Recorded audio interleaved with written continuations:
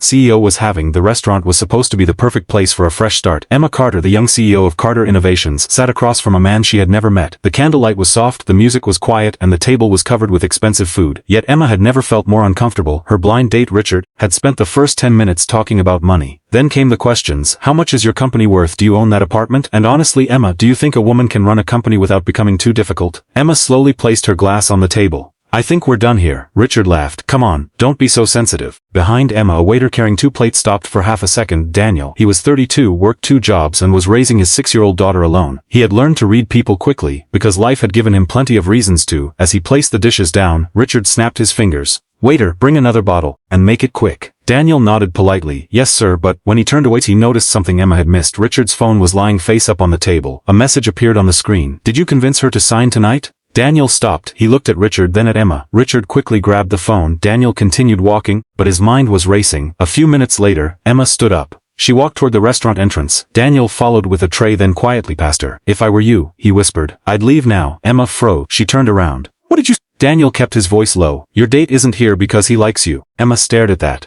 Because I saw a message on his phone. Someone asked if he had convinced you to sign something tonight. Emma's expression changed instantly. Richard appeared behind them. Everything okay? Daniel smartly, fine sir.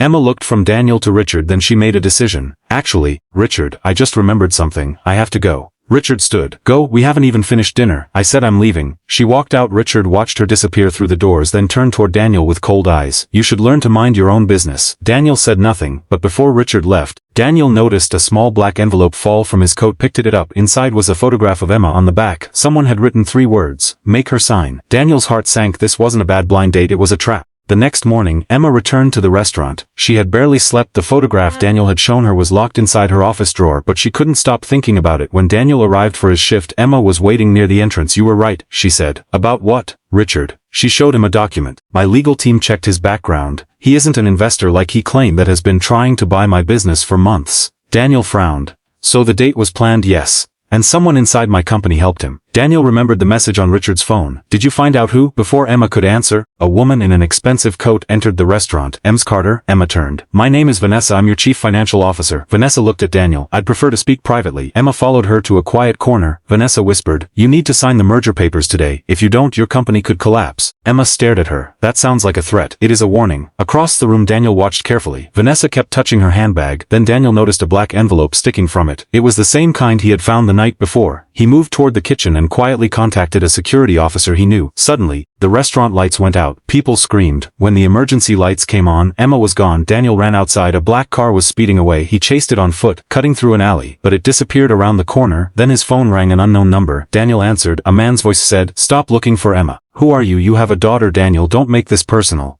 The call ended. Daniel stood frozen. They knew about his daughter. That meant they had been watching him. For a moment, fear almost won. Then he remembered the lesson he had taught his little girl. Doing the right thing matters most when it's difficult. He called the police and reported everything. Minutes later, a message appeared from Emma's phone. Cumel Old Warehouse, midnight. Seal stared at the screen. He knew it was a trap, but he couldn't leave her there. At midnight, Daniel entered the abandoned warehouse.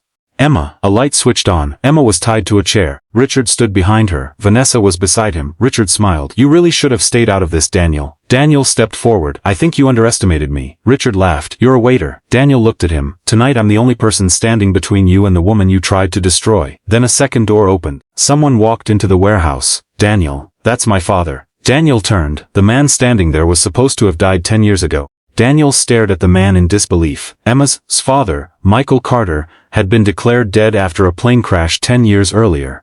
But there he stood. Dad, Michael looked at his daughter.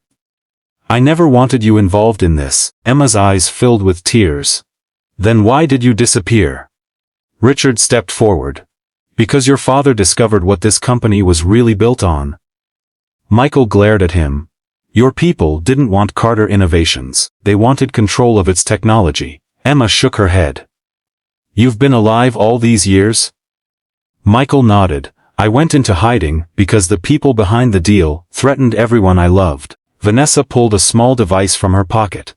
You're wasting time. Daniel noticed the warehouse door behind her was unlocked. He quietly moved closer. Richard held out the papers. Emma, sign the transfer documents, and your father walks free. Emma looked at them, then she smiled. No. Richard's face changed. What? I knew this was coming. She looked at Daniel. He understood. Before coming to the warehouse, Emma had secretly sent copies of every document to her lawyers. The original papers were useless. Richard rushed toward her. Daniel stepped between them. A struggle began. Daniel was knocked to the floor, but he grabbed Richard's ankle and pulled him down. Michael freed Emma. Vanessa tried to escape through the side door. At that moment, police officers rushed inside. Daniel had already sent them the warehouse location. Richard stared at him. How? Daniel stood up. You threatened my daughter. He paused. That was your biggest mistake. The police arrested Richard and Vanessa. Weeks later, the truth became public. The attempted takeover was exposed, and several executives were arrested. Daniel had become the unexpected hero of the story. But he didn't see himself that way. One evening, Emma visited him at the restaurant. Daniel was finishing his shift. You saved my life, she said. Daniel smiled. I just told you what I would want someone to tell me. Emma shook her head. No, you did much more. She handed him an envelope. Inside was an offer to become head of security and risk operations at Carter Innovations. The salary was enough for him to leave both of his exhausting jobs. Daniel looked at her. I don't have a business degree. Emma smiled. You don't need one. You saw danger before everyone else did. Daniel hesitated. What about my daughter? We'll make sure you have time with her. Months later, his daughter walked into Carter Innovations holding his hand. Emma was waiting for them. The little girl smiled. Are you the lady Dad saved? Emma laughed. I think your dad saved me first. Daniel looked at Emma. What happens now? Emma smiled. Now we make sure neither of us ever ignores a warning again.